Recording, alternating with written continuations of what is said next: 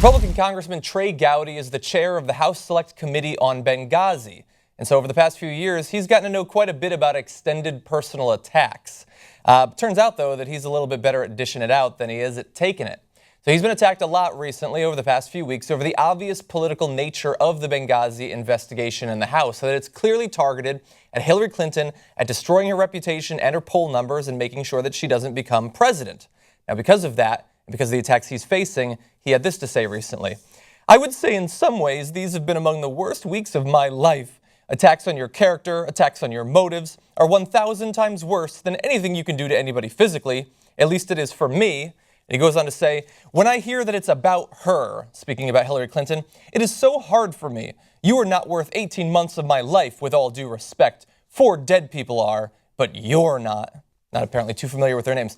But anyway, so it's not about her because she doesn't rise to the level of meriting this amount of attention, despite the fact that this House Select Committee into her activities during Benghazi and before is not the first. The Senate has looked into it. The House has looked into it previously, found nothing. They decided to do it anyway. And the former head of that organization making clear, McCarthy, that it was about Hillary Clinton.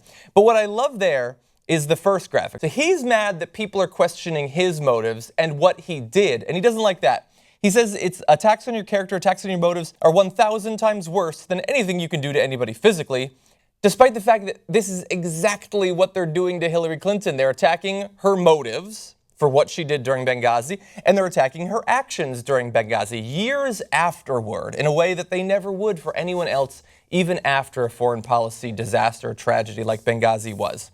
And so I think that it's ridiculous that he's crying and asking for sympathy because he's such a victim as he puts millions of dollars of taxpayer money into destroying Hillary Clinton. But look, I propose a compromise, okay? End the investigation now, like today, like right now. And then the eyes of the world will go off of you, Trey Gowdy. The pressure on you will disappear instantly, and you'll be able to wipe away your tears and go back about your business. And Hillary Clinton will be free to win or lose the election based on the actual merits and policies that she supports, rather than a bunch of baseless, oft-refuted nonsense attacks. And that's my final judgment.